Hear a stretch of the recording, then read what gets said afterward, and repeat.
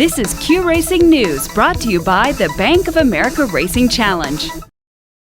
Q Racing News reported recently that Los Alamitos Racecourse had proposed an expansion of its thoroughbred racing and training schedule in advance of the expected closure of Hollywood Park in nearby Inglewood. Now Los Al consultant Brad McKenzie tells the Daily Racing Form the track has withdrawn its offer.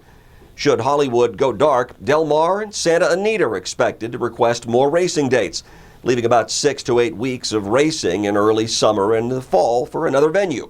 McKenzie says Los Al management wants to avoid a showdown with Fair Park for race dates, and also noted that California thoroughbred trainers aren't necessarily happy with the tight turns at Los Alamitos.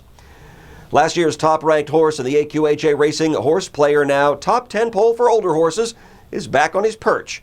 Riley's Boy starts the new season at the top of the list. The 8-year-old gelding already has another Grade 1 victory under his belt, the Los Al Winter Championship. In just a few weeks, we'll premiere the weekly top 10 list of 2-year-olds. Both polls will update each Wednesday through the end of the year.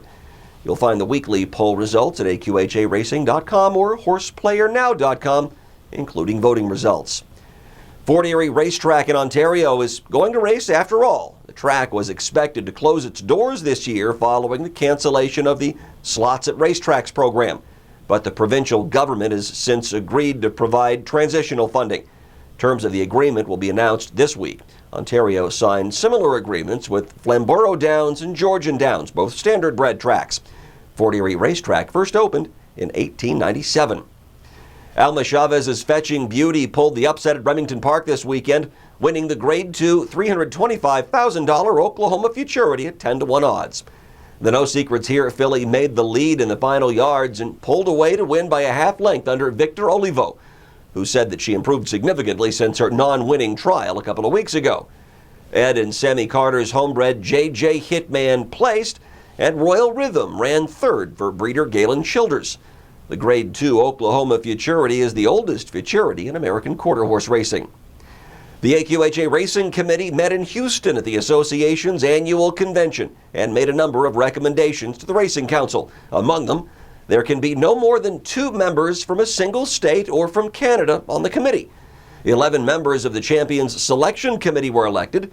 For the purpose of grading stakes races, a horse can accumulate stakes points and carry them forward to the next racing year. And trial races, with the exception of the Z. Wayne Griffin Directors Trials, are not eligible for black type. Now understand, this list is incomplete, and you can read more details about the recommendations at AQHARacing.com. Historical racing has been approved in Idaho. Also called instant racing, the electronic games allow players to wager on the outcome of races that have already been run. The player doesn't know which race he's betting on and is given a small amount of handicapping information, such as the trainer's win percentages. This differentiates instant racing machines from slot machines, which are all chance and no skill. Historical racing is expected to generate additional purse money for racing across Idaho. Wyoming recently passed similar legislation. Head to AQHARacing.com and download your complete nomination and race schedules for the Bank of America Racing Challenge. Full schedules are available for Regional Challenge, Bonus Challenge, and Maiden Challenge races. If you have questions or need assistance, call the Challenge hotline on your screen. Thanks for watching Q Racing News. I'm Matt Darby in Amarillo, and I'll see you next week. This is Q Racing News, brought to you by the Bank of America Racing Challenge.